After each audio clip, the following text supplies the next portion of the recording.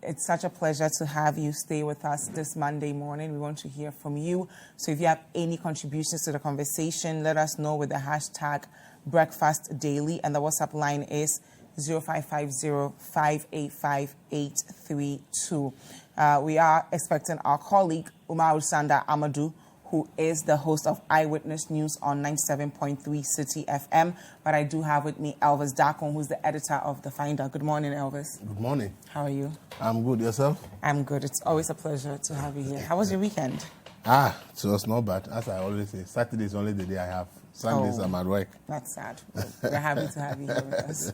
We'll take a look at our first story. I'm reading from citinewsroom.com, and it says here, separatist movement declares independence of Western Togoland. So on citinewsroom.com, it says here, the Homeland Study Group Foundation, which has been campaigning for the secession of some parts of Ghana into an independent Western Togoland state, declared their independence on Saturday.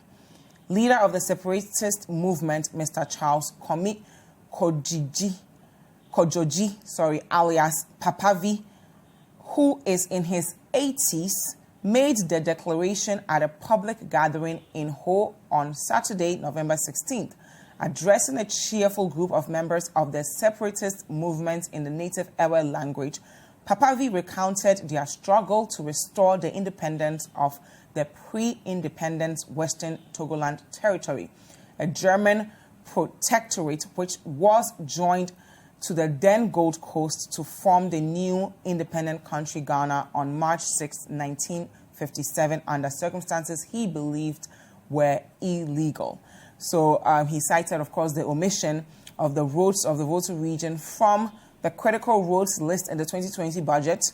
He says we've all witnessed what happened recently when the Volta region were forgotten by the government in its budget. Can a parent forget about their children? We are not children, so they've forgotten about us. So we are not their children, so they've forgotten about us. And Elvis, firstly, your views on this whole Western Togoland state.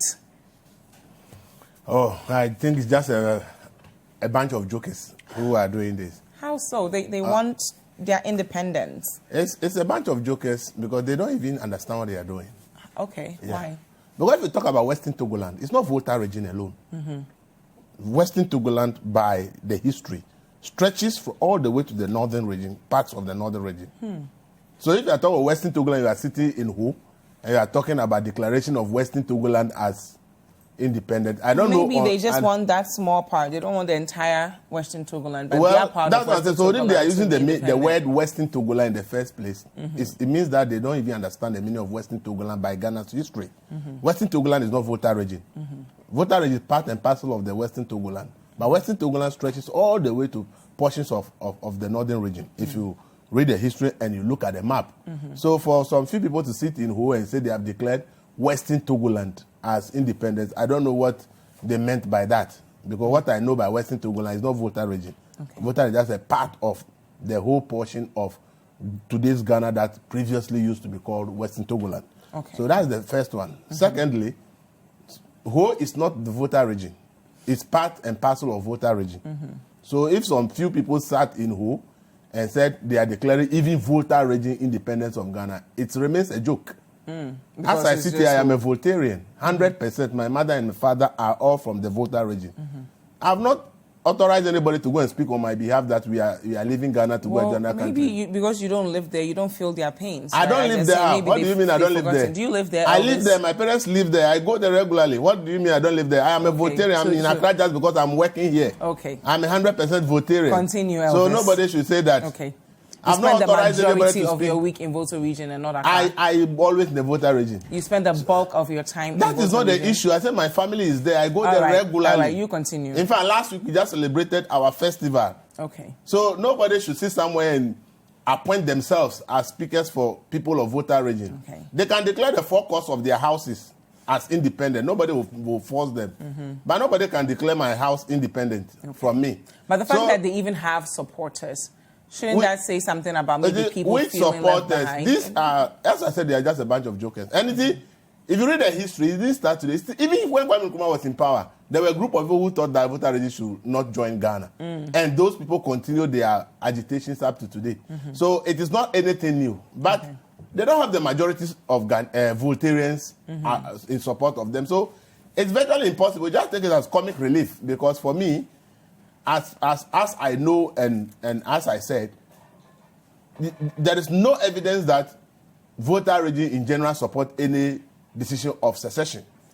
So even what they are doing, is it legal to declare yourself an independent? One will tell you that a separatist movement will always agitate and struggle till they are granted their right. And so that one is... But at their age, what legacy are they, I mean... That's what I'm telling you. I just think there's a bunch of few people who... And as I said, it started from independence. Even before independence, people, there were portions of the people in the world who think that the land should not join Ghana. And after Ghana decided, the people decided they would join, those people still existed. And their families and relations, people who hold the same view, still exist in the voter regime. But I can tell you that they are just in the minority. And as I said, you can't sit in Ho with some 100 people and say you have declared independence for entire voter regime. It's not something that anybody will buy. And as I said, I am 100% voter regime, father and mother voter. And I am from Kpali Medugan as my father's hometown and Tongo as my mother's hometown. They are just 2 towns apart in Sanda district. And I have not authorized anybody to go and declare independence on my behalf. In this day and age where we've all agreed that Africa used to be one continent, and that it was some people who sat in Berlin in 1844 and decided to put artificial boundaries. And we are working to form union. We are trying to have ECOWAS work. We are trying to make continental free trade work. We are trying to make sure that African Union work. We are trying to make sure that visa-free for one African country to another works. This is not the time for some uninformed people to be thinking about rather dividing. They even feel like they've been forgotten in the reading of your budget. Isn't there some merit to that? That is just a waste of time. Forget about those kind of comments, okay? We don't need these kind of things in country. If you think that you have something has omitted, you complain. The people said, okay, it's an omission. They've added it. What is your business? What is wrong with that? Right. The budget is a bulky document. The possibility of a mistake happening is a human institution. It's the humans who put together the budget.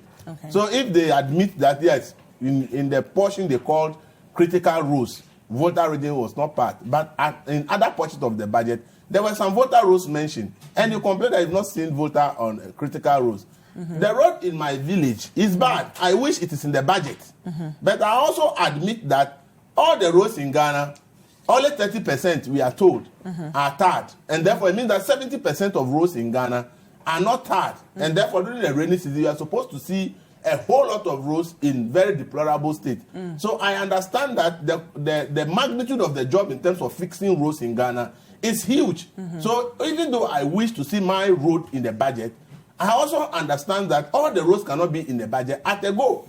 So we should be real in our criticisms and assessment of issues instead of being emotional. So this group, as a Voltarian, I have not authorized them to go and declare independence on my behalf. So they don't represent your struggle. And then when I talk about Western Togoland, maybe they have to go back and do their history. They will know the meaning of Western Togoland. Western Togoland is not hope, and Western Togoland is not voter regime. Western Togoland is a big place that stretches from Volta, parts of Ye, part of upper west, all the way to the northern region. If you look at the map where you call Western Togoland, it's not whole or voter region. So that perception that voter region is Western Togoland in itself historically and factually is inaccurate. Okay, so I have a question here. Okay, there's a comment here that says, why are the leadership of this country saying, what are they doing about these separatists of the Western Togoland? The jokes in this country is becoming unbecoming. Leadership must deal severely with those radicals to protect the sovereignty of the nation.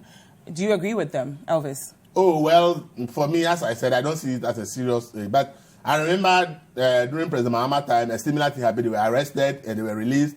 Last year or early this year, they did a similar thing and they were arrested and they were released. I think that national security must have intelligence to know that they don't really have any serious backing to be able to do anything that will be disastrous to this country, for which reason I think that they are taking it lightly. That is my view.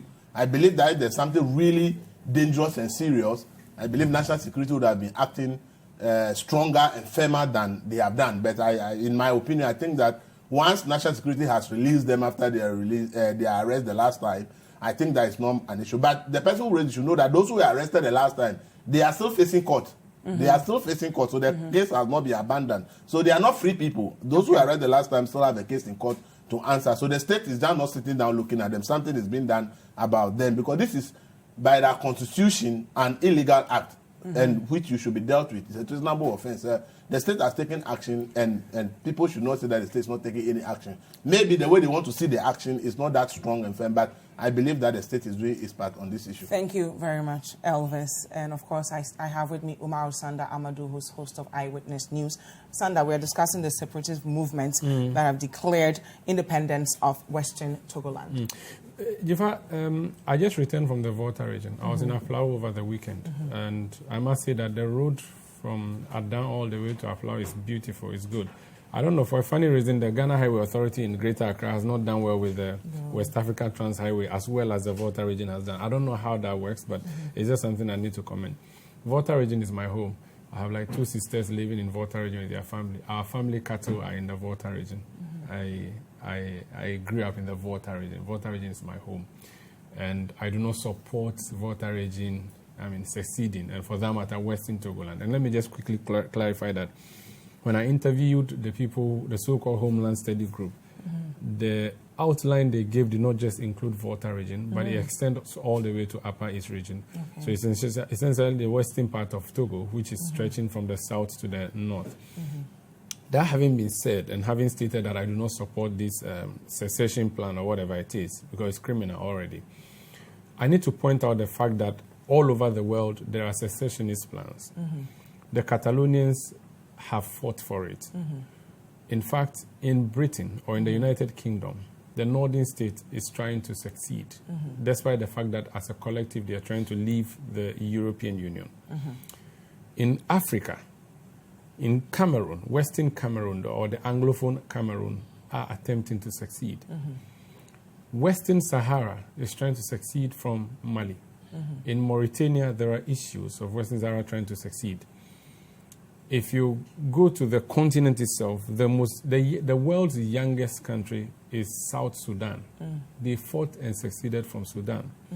You can talk about the challenges they are facing after succeeding, but they have. It is important that we talk about African unity, but it's also important to say that there are people who just want to leave. Now, people want to leave for various reasons, including neglect. People talk about ethnicity or tribes that they belong to. But do these people represent the majority of people in the voting? I have said that every small thing, every big thing starts small. The fact that these guys were arrested, carried to Accra, they were brought in a helicopter and they were brought to Accra to be prosecuted or whatever it was, and eventually the case was withdrawn. For them to go back after 4 months or so in BNI custody, for them to still go back and reignite this fight, then it means there's something really pushing them. There's this adage that says if a visually impaired person says they'll stone you, maybe they have their stone on their feet or under their feet already. What is motivating these guys? I have watched a local TV in the Volta region where they spoke to people and also picked the thoughts of these leaders of the group. And you would find that these are people who have some serious concerns that they want raised. How many? Are we talking about 100 people, 50? For me, it doesn't matter. No, but like Elvis is saying, he lives there, his family is there, they don't represent him. I know.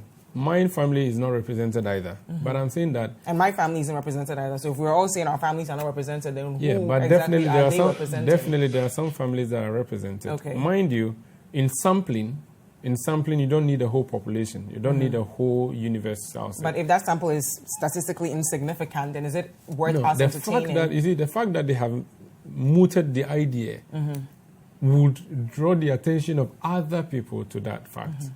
Now, I have said yesterday, and it may not be related, but it took one person, Rosa Parks, to lead the agitation against segregation, racial segregation on buses in the United States during slave era. I have said that the civil rights era. The civil rights era.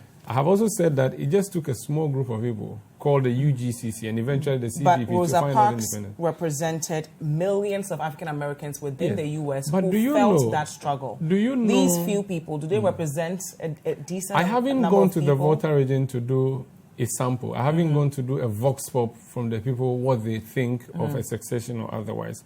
But I'm just saying that let's not underestimate whatever they are doing. Okay.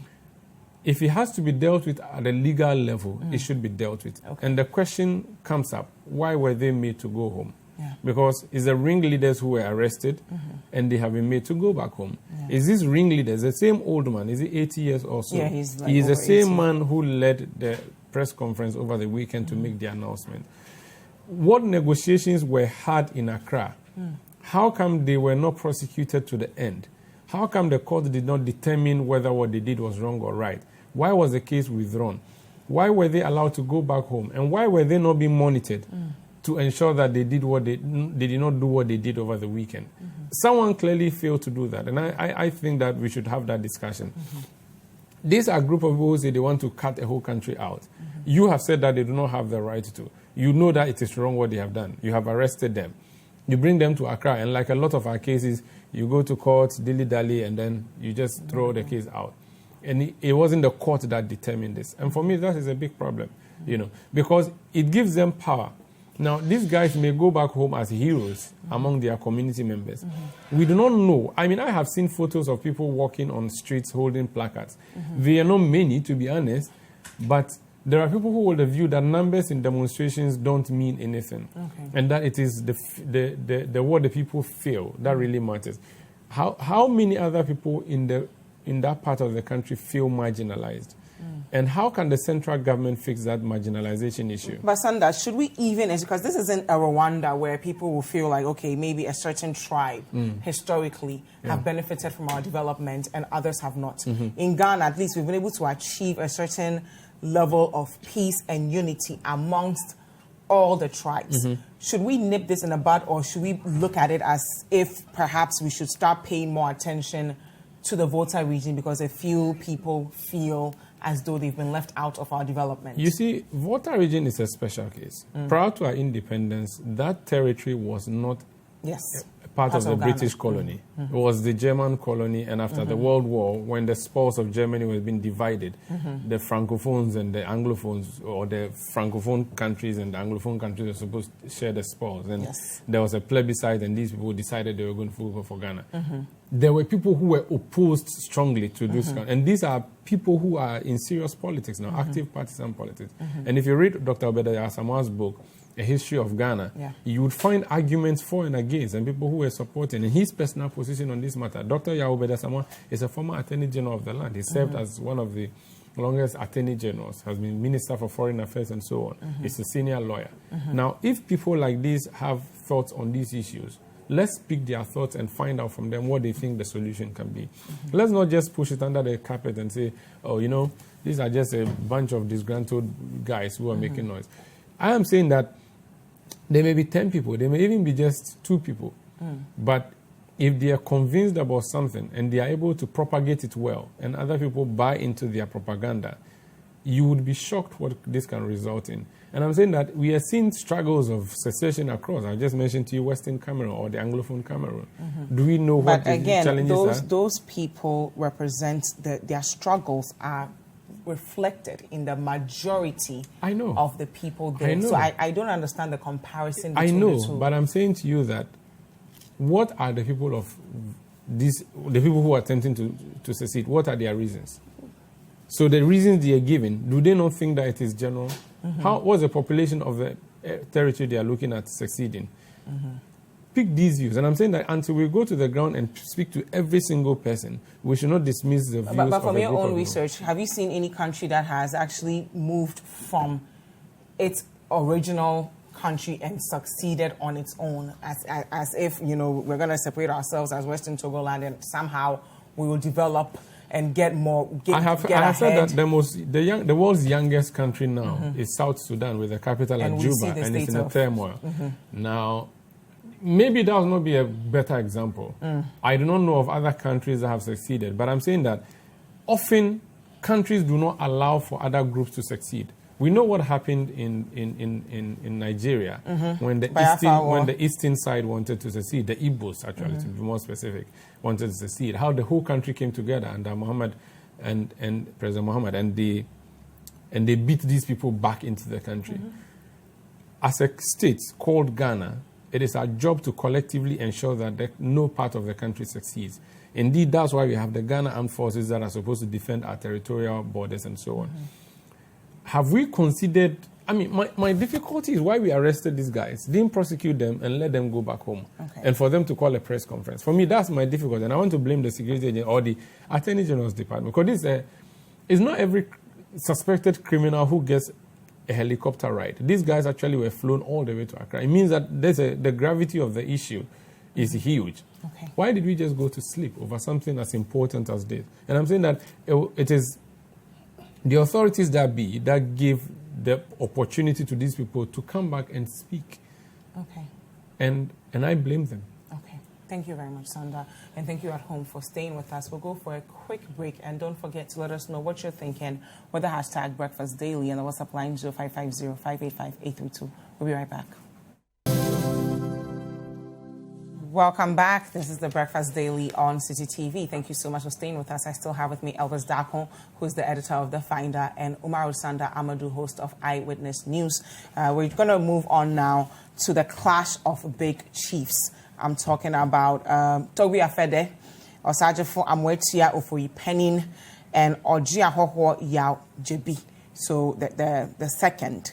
And I'm reading from page 4 of The Finder. There's also Dasibre Nana Kwebu Ewusi, the 7th.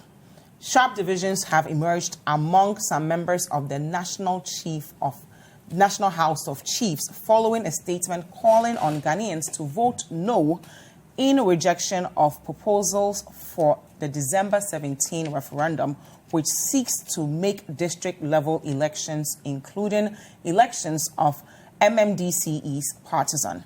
The statement signed by the President, Toby Afede, the 14th, and the Vice President, Dasibre Nana Kwebu Ewusi, the 7th, said the House was against the government's proposition of partisan MMDCE's elections.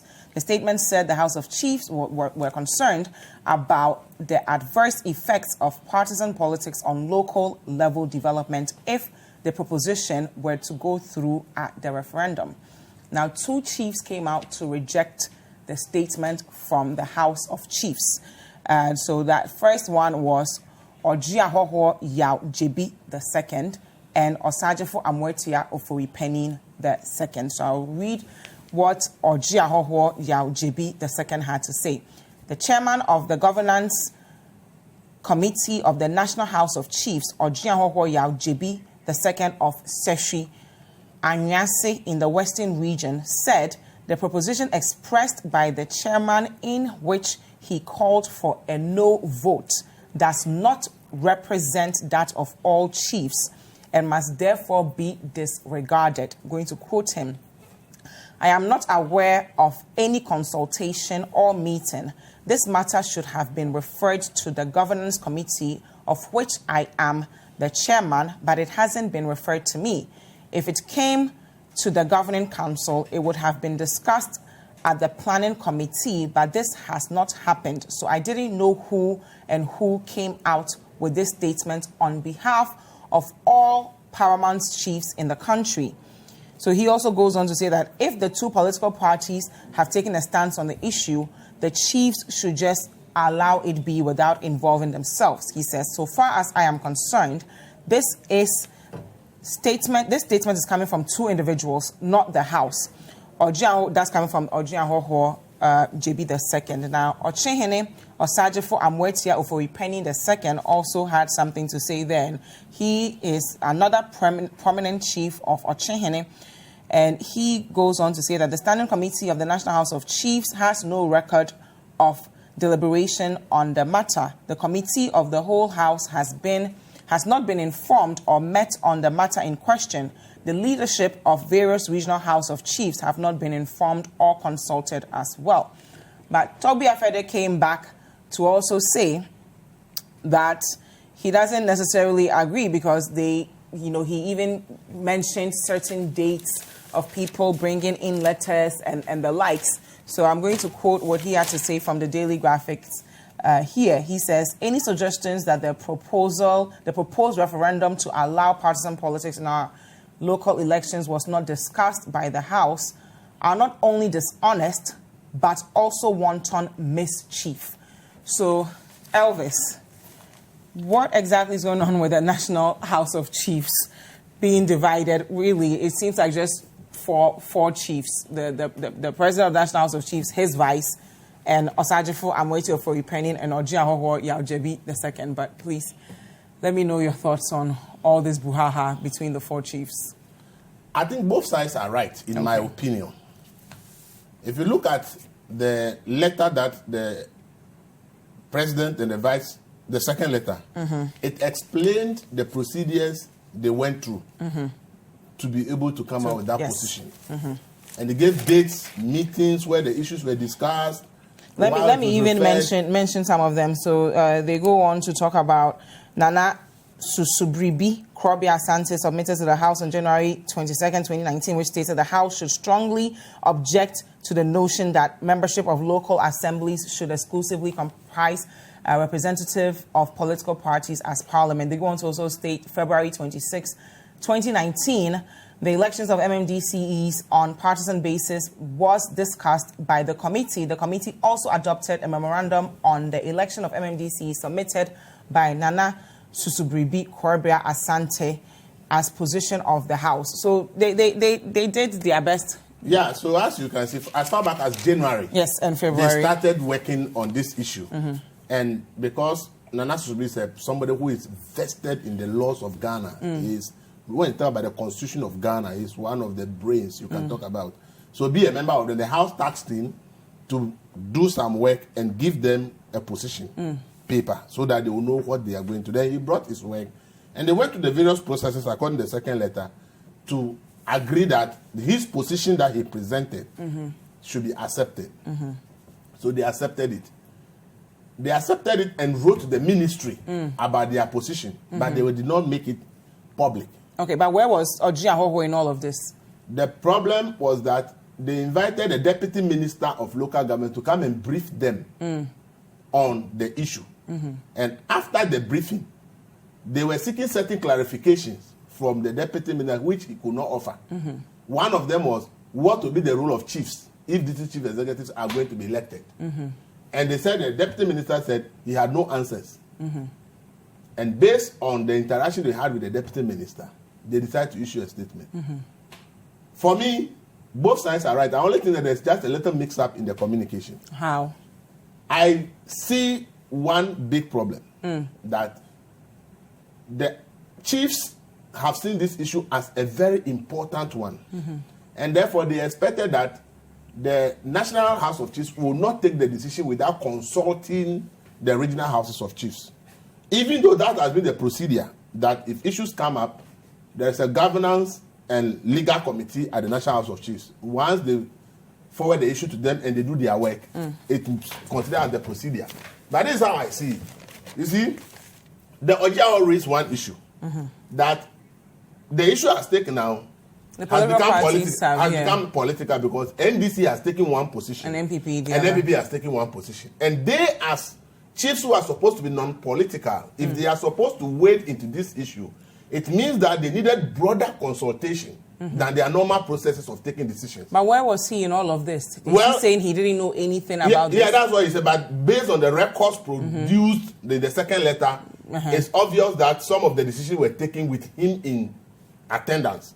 So for him, but for me, even if his attendance, I think his problem is when the press conference was going to be issued, he was not aware that there's going to be any public communication because the decision was that they should write to the ministry.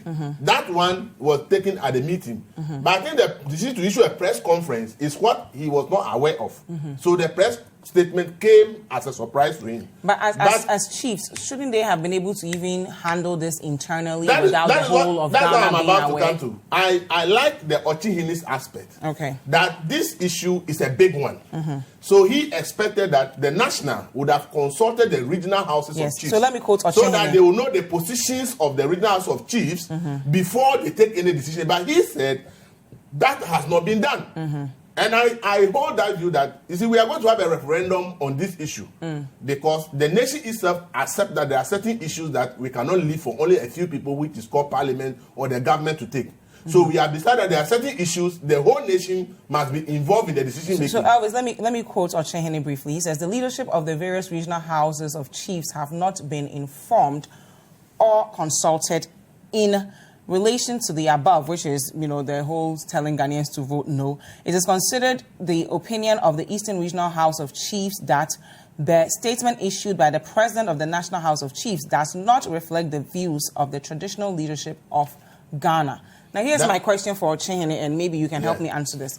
They've been working on this since January. Yes. We are now almost just a month to the referendum. Yes. Why now that we're having these conversations? Not at the regional level, because the House of Chiefs is used to taking the decisions, the national on behalf of them. So his point is that because this issue borders on a very sensitive matter, he expected that at least the regional House of Chiefs would have been given opportunity. But shouldn't you still trust your National House of Chiefs to do things in your own interest? No, because this issue is so sensitive. That's why our constitution even recognizes that there are issues you can't leave to a few people.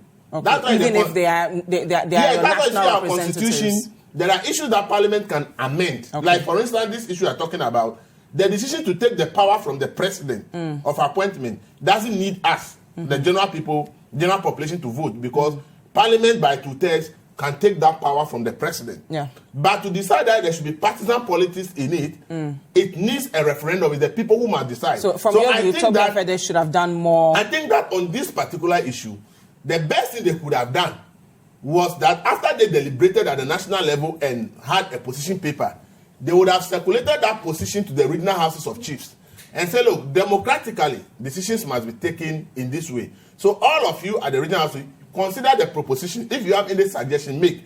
At the end of the day, cast your votes. And let's see for each regional house of chiefs, where is the majority vote. So if they had collected all the 10 regional houses of chiefs, maybe they would have seen that maybe 6 regions have voted in the majority. And in their press statement, they would have made this clear that in terms of the processes, after we took the decision, we gave it to the regional. Regional people did their votes, and this region said yes, this region said no. Based on the vote, we realized that the majority are for no. And that is why, as a national house of chiefs, we think that must be the position of chiefs. Because whatever I like it or not, at the national level, there will be chiefs who will not be for it. At the regional level, there will be chiefs who will not be for it. So do you agree with Ojiahoho that maybe the chiefs should have just stayed out of this and allowed the political parties to continue? Because one thing also I've seen in the statement is that the chiefs also have a demand. They also wanted something, which the deputy minister was not able to give them an answer, because they wanted to know what role they as chiefs will be playing at the local level. Because they are looking at a situation where the elected official becomes now the most popular person at the Ghana. The chiefs are likely to become irrelevant to the people. So they are looking at the possibility that they also have a role to play. And I was thinking that they would have put that as a position paper and send it to government. Okay. And put their position paper and send it to Parliament that if you are going to elect MMDCs, we think that if it will be non-political, this should be the role of chiefs. So consider it when you are doing the amendment. Instead of just saying votes no. That is the point. Okay. So when you read their statement, I think that is one of their key concerns. What role are they still going to play in the system? And they did not put the position paper to government or the Parliament and the people that, look, if this is going to be done, we want these roles for chiefs. Because I remember President Kufuor's time, there were these discussions about a second chamber of Parliament that should constitute chiefs, so that they become like the second chamber of Parliament, that when decisions are being taken, they are also a part of it. Yeah. That discussion went on for some time and is hung somewhere. So if they see this as an opportunity that they can also play some role, I was expecting that they have put up a good position paper and argue why they think that they have a role to play, what kind of role they want to play, and send it to government, send it to Parliament, and then canvass that position that if we will accept that election be done non-politically, this is our role. If you want to do it politically, this is our position. Then it becomes a clearer position. But I think that They are used to their normal way of making decisions. They went through it, but then the issue now has become like it is bigger than you, the committee at the national level, to only take decision on this issue on all of us, our behalf. And I think that it is not too late. Within a week, they can let the Houses of Chiefs look at the position of the national. Every region should vote, come out with their positions. Then they can still arrive at a majority decision and say, based on the votes from each regional House of Chiefs, this is the majority position of chiefs on this issue. And I will advise them, because I saw it in their statement, if they feel strongly that they have a role to play in the process, they should put together a position paper on that. And let the people of Ghana know that if you want to elect MMDC, we are still believe that we can play this role and therefore we should be factored into it. Thank you very much. So, Sanda, we have the President and Vice President of the National House of Chiefs against Dziffa Akua Ametam and Ojiahoho JB II. Dziffa, I think the National House of Chiefs as a collective is a victim of what it has been afraid of by issuing that statement. They were worried that too much politicization in every aspect of our life is hampering development. Too bad for them, there's politicization in the House of Chiefs now. Because whether or not you agree, there are people who are reading political meanings into it, that the House of Chiefs has been divided between NDC and MPP. Really? So it's not a regional versus national thing? You think it's a... No, NPP, it's not even... I mean,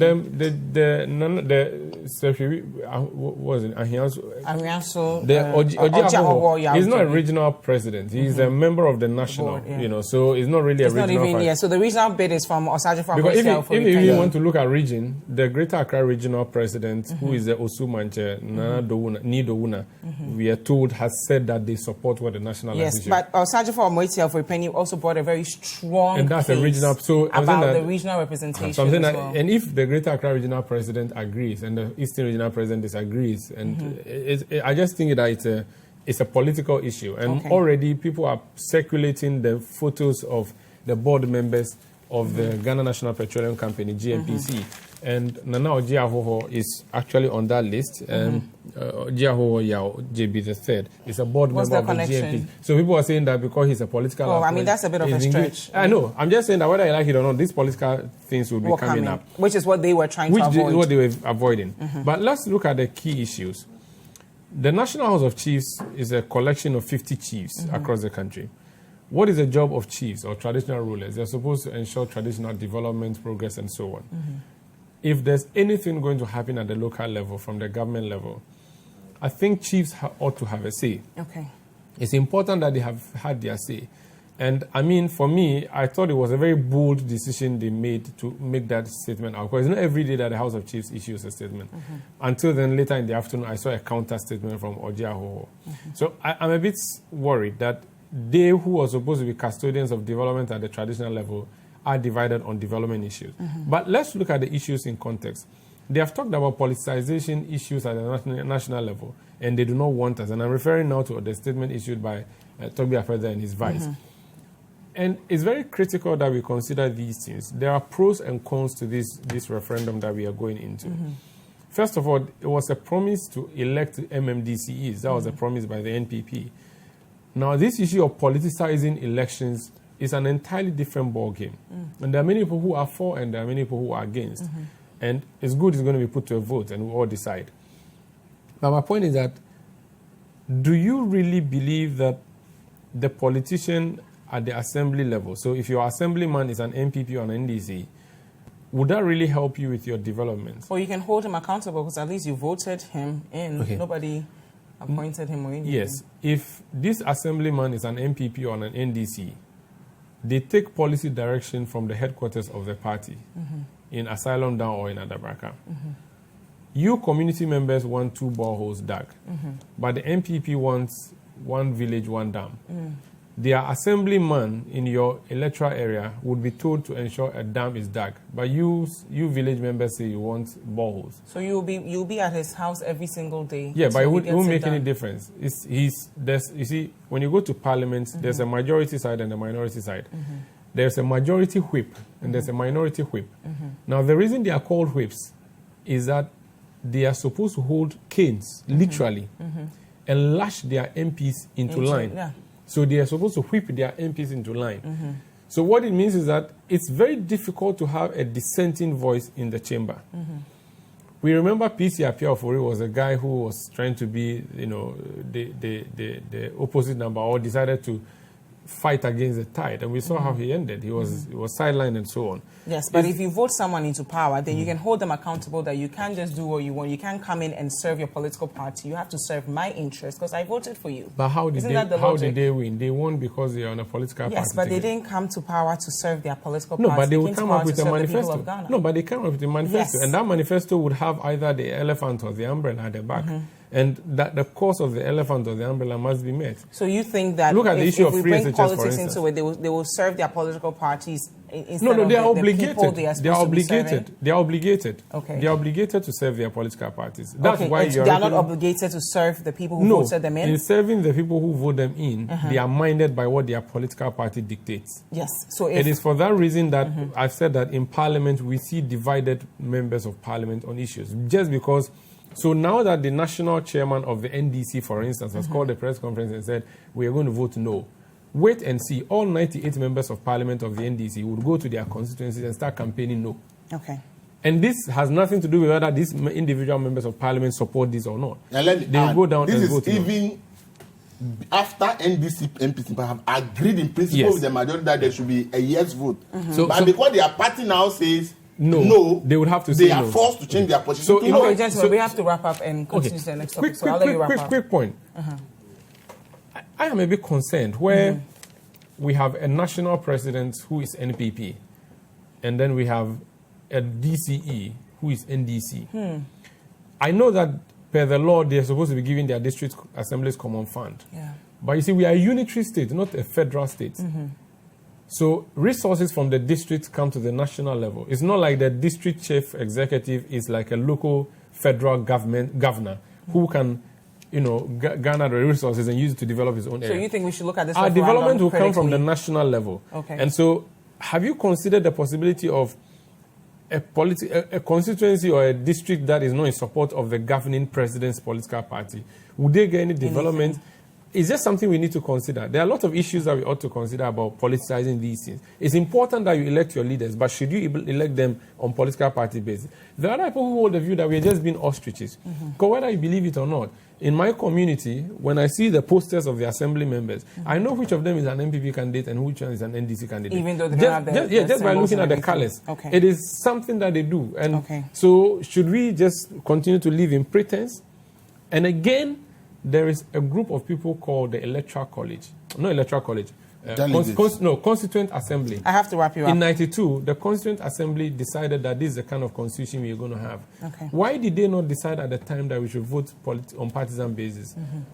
So more than close to 30 years, why are we changing? Let's have this consideration. Let's have the conversation. Thank you very much. Now, let's take a look at our final story here. I'm reading from citinewsroom.com, and it says, parked ambulances a sign of gross irresponsibility.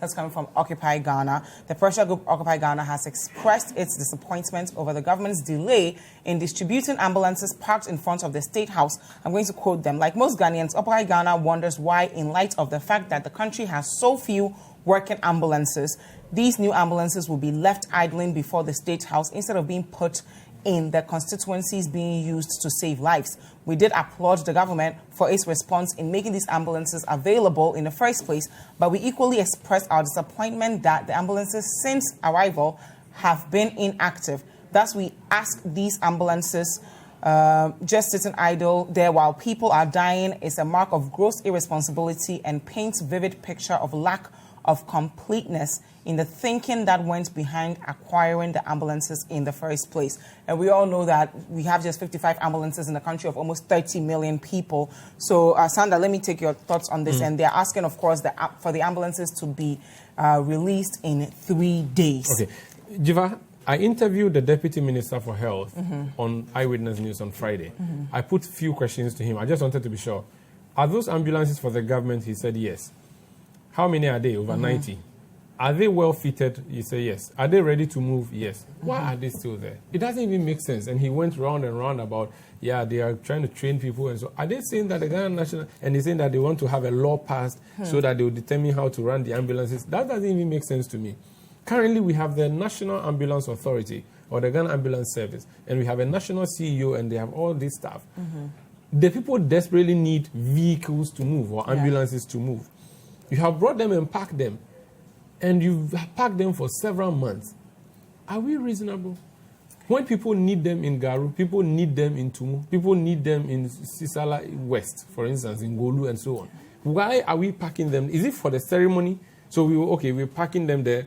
When we come and do a party and say, okay, we've brought... Can we just release them already? I'm sure if you go to Accra right now, and you say you needed how many ambulances we have, or you need an ambulance urgently, you would not be able to get it. And they'll tell you that because we have 2 ambulances and they are all on the field or something. Meanwhile, we have some parked. Our ambulance to population ratio is woefully inadequate. Yeah. And we have ambulances parked that we have brought and we will just not release them. Okay. Charlie, your problems are bigger. Elvis, ambulances. Well, as I said, I wish it's distributed as soon as possible because, as I said, it's about saving lives and it's most important. Why aren't we releasing them today? Well, I think that's the question everybody is asking, and I think that Friday, Citi FM interviewed the minister. I think she made certain statements that made people more angry. So later I realized that I think the government came out with a position on the ambulances and they were explaining certain issues. If it is true, I have not verified, okay, I have not independently verified, but that's what the government communicators have put out. That even the people who are being trained to man the ambulances have not even passed out. They are not graduated. But doesn't that say a lot about our planning? Yes, that's because what we should have crossed all those checks. That's why I said I have not independently verified. But if it is true, let's even say there's a merit to that. Yeah, that there's a merit that those who are going to man it are not ready from training. Then how do you deploy them? So if there's a failure on that part of not starting the training on time, then we need to put the blame there.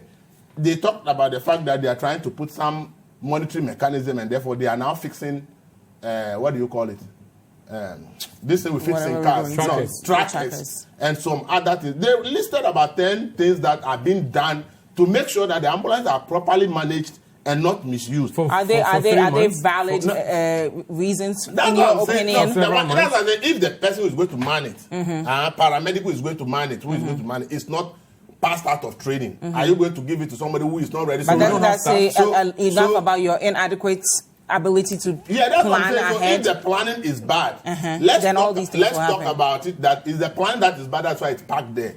So the communication from government needs to be unified for us to know the exact problem. As I said, what the party or government has put out as the reasons, I have not independently verified. But are you convinced by the reasons? No, for me, I don't think I will not be convinced because I expected that since we ordered and we know it's coming, some of the training, for instance, should have been done long ago. The should have been ready before the thing is even being shipped down. So if it is true that now, it's now that the people are in training, then it means that somebody hasn't done a good job at the planning stage, which is a key problem in Ghana. Do a lot of things because it's a political promise. We are waiting for the day that the thing will arrive. Then we realize that, there are other things we should have done before the thing comes, but we haven't done. Then it becomes another challenge. I will just tell the ministry that they should expedite action. Whatever that needs to be done urgently because lives are being lost on daily basis. And they should prioritize the lives of Ghanaians. If some lives can be saved by the deployment of these ambulances, then we do it because this is a public money. Yes. And it is for the people. Thank you. So if it is in here, let's facilitate the speedy deployment of the ambulances to save lives. Thank you very much. Elvis Darko is the editor of The Finder. And of course, Umaru Sanda Amadu is host of Eyewitness News. What time can we catch you, Sanda? 17:30 GMT. And I'll also be on Citi Newsroom this week with Vivian Kailoko at 2000 GMT. Yeah, PM. Thank you guys at home for joining us for the news review segment of Breakfast Daily. Hi guys, I hope you enjoyed this video. Subscribe to our YouTube channel, The Citi Tube, for exclusive Breakfast Daily content and other Citi TV programs. Like, comment, and share with your friends.